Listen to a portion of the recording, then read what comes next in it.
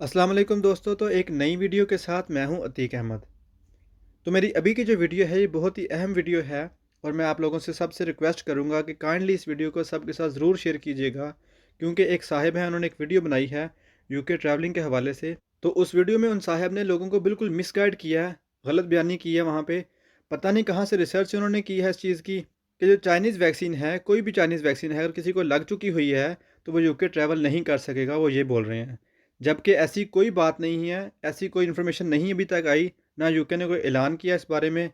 और उस वीडियो को मैंने सबूत के तौर पे सेव कर लिया अपने पास, ताकि ये ना हो वो डिलीट कर दे और ये कहें कि मैंने तो ऐसा कहा ही नहीं था, मुझ पे इल्ज़ाम लगा रहा है। इसी वजह से मैंने उसको सेव किया अपने पास। मेरी किसी से कोई दुश्मनी नहीं है, सिर्फ मुझे ये मसला है कि अगर किसी के पास इल्म नहीं है, ना उनको पता है इस चीज़ के बारे में, मालूमात नहीं है, तो आप उस खबर को शेयर ना करें जिसकी वजह से लोगों का नुकसान हो जाए।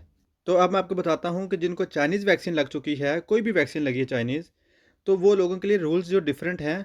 वैसे भी अभी तक जिसको पाकिस्तान में वैक्सीन लगी हुई है, उनके लिए वही रूल्स हैं जो पहले वो फॉलो कर रहे थे 22 सितंबर के बाद से, कि उनको डे 2 और डे 8 टेस्ट बुक करना पड़ता था, पीसीआर टेस्ट करवाना पड़ता था जाने से पहले, और साथ में पैसेंजर लोकेटर फॉर्म फिल करना पड़ता था, और 10 दिन घर पे क्वारंटाइन भी करना पड़ता था।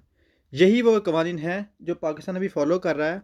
और जिनको चाइनीज़ वैक्सीन भी लग चुकी हुई है, तो उनको ट्रैवलिंग से किसी ने मना नहीं किया, यूके ने कोई ऐसा ऐलान नहीं किया, वो ट्रैवल कर सकते हैं अभी भी। तो उनको डे 2 और डे 8 टेस्ट बुक करना पड़ेगा, पीसीआर टेस्ट करवाना पड़ेगा, पैसेंजर लोकेटर फॉर्म फिल करना पड़ेगा, और साथ में 10 दिन के लिए घर पे क्वारंटाइन करना पड़ेगा।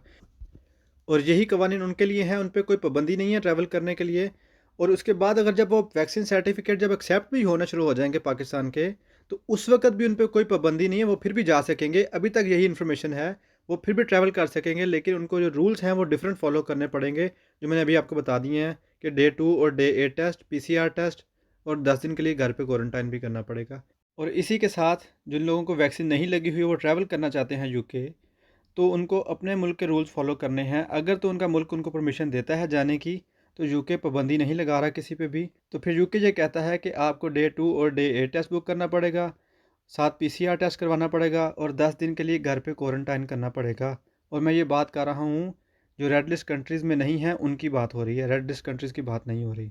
और इसी के साथ आखिर में ये बात है कि जो लोग ट्रैवल करना चाहते हैं पाकिस्तान, और जिनको वैक्सीन लगे हुए अभी 2 हफ़्ते नहीं गुज़र चुके, मतलब कि 14 दिन नहीं गुज़रे अभी जिनको, तो वो लोग ट्रैवल नहीं कर सकते एज़ पर पाकिस्तानी लॉ। इसलिए मैं आपसे ये फिर आखिर में गुजारिश करता हूँ कि मेरी इस वीडियो को ज़रूर शेयर कीजिएगा सबके साथ, ताकि जो लोग परेशान हैं उस वीडियो को सुन के वो परेशानी उनकी ख़त्म हो जाए।